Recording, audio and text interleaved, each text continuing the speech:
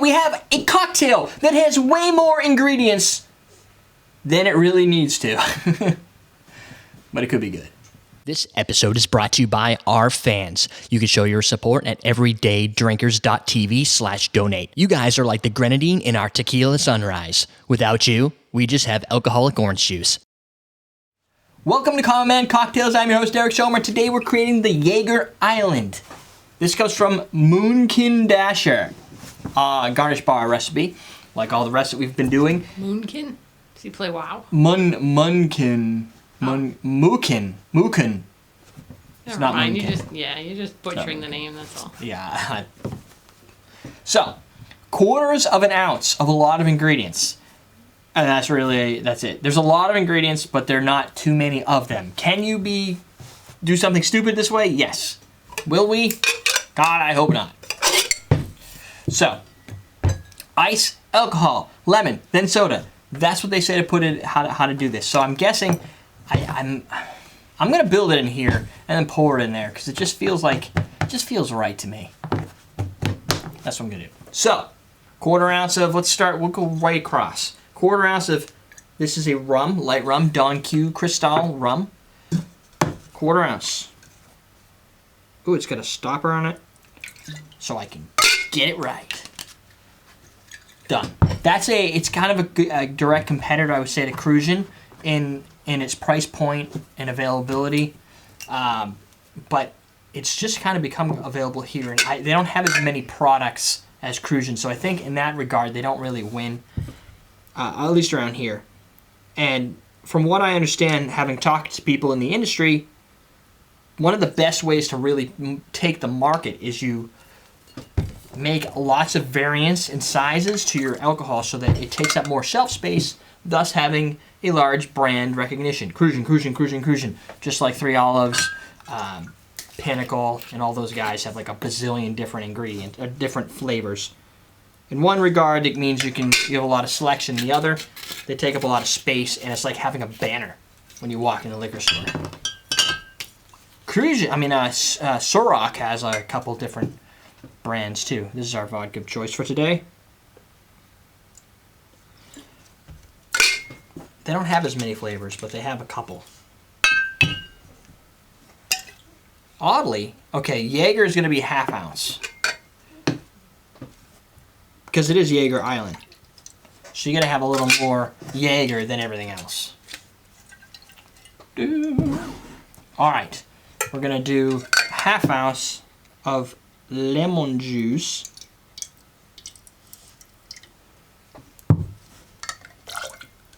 A little splash of soda.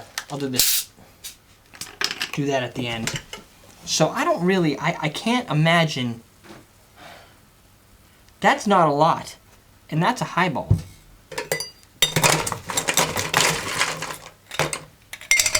Anybody else see a problem with that? I see you have a big cup and a small drink. Yeah. I guess this is a very large splash. And the ice should help. But still, we're talking like, I don't know.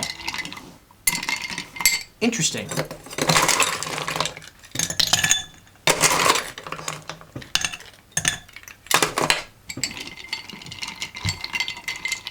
All right. See what happens.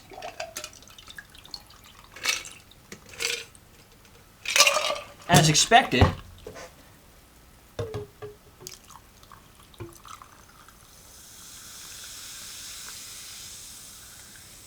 that's the only way to solve the problem.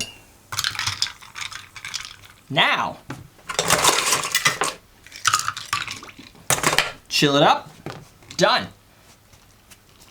It, of course, no matter what you're going to do, it's going to look that color. Soda, Jager, you're going to get the dark. Not necessarily as dark as a soda would be. I think it's pretty. No, it's pretty soda color. Pretty right up there. Whoa! I don't care how much soda you use. That sucker's got Jagermeister in it. A half ounce of Jagermeister. All these ingredients little citrus. And the Jager is the first thing that hits. I don't taste tequila. Well, maybe I do.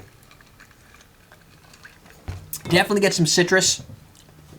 Light rum's gone, vodka's gone. These two are neutralized.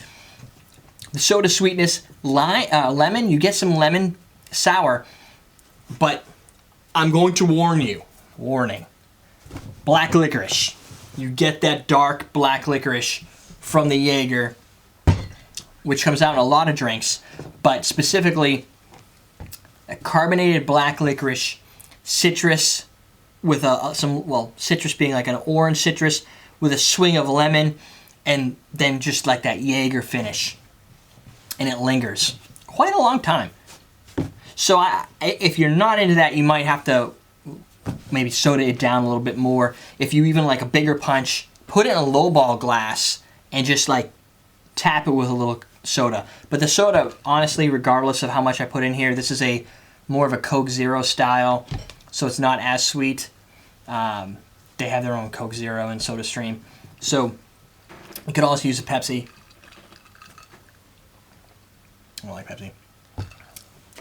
I am hard-pressed not to assume that there's at least a 1/4 ounce of absinthe in there. It's coming through. Like a sweet absinthe. A verde or green. Question of the day. Did we have any other ones? Was it... Why does Pluto talk, or why does Goofy talk and Pluto doesn't? They're both dogs. Why does Goofy talk and Pluto doesn't? That's a good question. I think your dad has asked that before, too. Really? When Why? he was watching Mickey Mouse with the kids one time.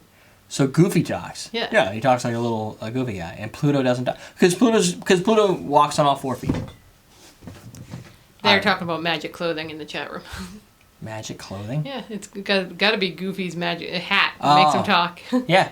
What's your Or most Pluto's creative collar answer? that doesn't. There. You need a creative answer because if anybody actually knows the facts, then I don't know why you're watching the show because you could be doing like Jeopardy or something. There you go. Why does Goofy talk and Pluto doesn't? Maybe there is no answer. There might not be an answer, but you need to leave it. Otherwise, you can always answer the other question What's your favorite soda? What's your favorite soda? We asked that. Didn't we? What's your No. favorite soda? What's your favorite soda? Why does Pluto talk? Pepsi. Goofy doesn't. And what is the best question of the day that we've ever had? There you go. And it's only been a couple months, I think. All right. Still got black licorice. Still at everydaydrinkers.tv and Ustream and all right here. All right, folks. We're teaching you how to drink.